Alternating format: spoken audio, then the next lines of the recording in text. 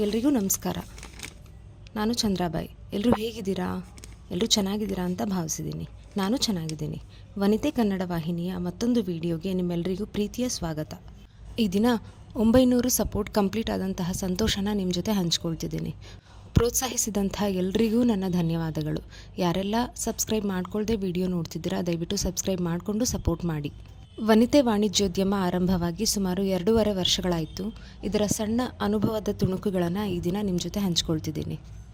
ಈ ಅನುಭವ ಒಂದು ರೀತಿ ಬೇವು ಬೆಲ್ಲದ ಸಮಾಗಮದಂತೆ. ಇದರ ಕೆಲವು ಪ್ರಮುಖ ಅಂಶಗಳೆಂದರೆ ಶಿಪ್ಪಿಂಗ್ ಚಾರ್ಜಸ್. ಗ್ರಾಹಕರು ಯಾವಾಗಲೂ ನಾವು ಶಿಪ್ಪಿಂಗ್ ಚಾರ್ಜಸ್ ಎಕ್ಸ್ಟ್ರಾ ಅಂತಲೇ ಭಾವಿಸ್ತೀವಿ. ಈ ಚಾರ್ಜಸ್ನಲ್ಲಿ ನಾವು ಯಾವಾಗಲೂ ಹಣದ ಮೌಲ್ಯ ಮಾತ್ರ ನೋಡ್ತೀವಿ. ಆದರೆ ನಾವು ಖುದ್ದಾಗಿ ಮಾರ್ಕೆಟ್ ಅಥವಾ ಯಾವುದೇ ಅಂಗಡಿಗೆ ಹೋಗಿ ನಮಗೆ ಬೇಕಾದಂಥ ಅಗತ್ಯ ವಸ್ತುವನ್ನು ಆಯ್ಕೆ ಮಾಡಿ ತಗೊಳ್ಳೋದಕ್ಕೆ ಕೊಡುವಂಥ ಸಮಯ ಕೂಡ ವ್ಯಾಲ್ಯೂಯಬಲ್ ಅಲ್ವಾ? ಅದೇ ನಮ್ಮ ಅಗತ್ಯವಾದ ವಸ್ತು ಶಿಪ್ಪಿಂಗ್ ಚಾರ್ಜ್ ಮೂಲಕ ನಮ್ಮ ಮನೆ ಬಾಗಿಲಿಗೆ ಬರುತ್ತೆ ಅಂತಂದರೆ ಯಾಕೆ ಚಿಂತೆ ಮಾಡಬೇಕು?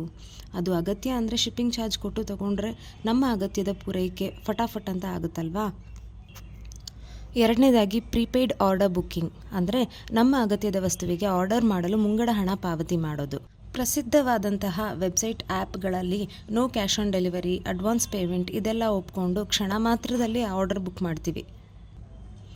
ಆದರೆ ಸಣ್ಣ ಉದ್ದಿಮೆದಾರರನ್ನು ಯಾಕೆ ಹೀಗೆ ಪ್ರೋತ್ಸಾಹಿಸಲ್ಲ? ಸಣ್ಣ ಉದ್ದಿಮೆದಾರರು ಬೆಳಿಬೇಕಲ್ವಾ? ಮೂರನೇದಾಗಿ ಕೊಳ್ಳುವಂತಹ ಮನಸ್ಸು. ಆ ಪ್ರಾಡಕ್ಟು ಅಥವಾ ಸರ್ವಿಸ್ನ ಗುಣಮಟ್ಟ ಎಷ್ಟೇ ಚೆನ್ನಾಗಿದೆ ಅಂತಂದರೂ ಕೂಡ ತಗೊಳ್ಳೋ ಮನಸ್ಸು ಮಾಡೋದು ಬಹಳ ಮುಖ್ಯ. ನಾಲ್ಕನೇದಾಗಿ ಬೆಲೆ ತೀರಾ ಕಡಿಮೆಗೆ ಕೇಳೋದು. ಇದೆಲ್ಲ ಒಂದು ಕಾಂಪಿಟೇಟಿವ್ ಅಂಶಗಳಾದರೆ ಪ್ರಾಡಕ್ಟ್ನ ಗುಣಮಟ್ಟ ಇಷ್ಟ ಆಗಿ ರಿಪೀಟ್ ಆರ್ಡರ್ಸ್ ಕೊಟ್ಟಿರೋವಂಥದ್ದು ಇದೆ.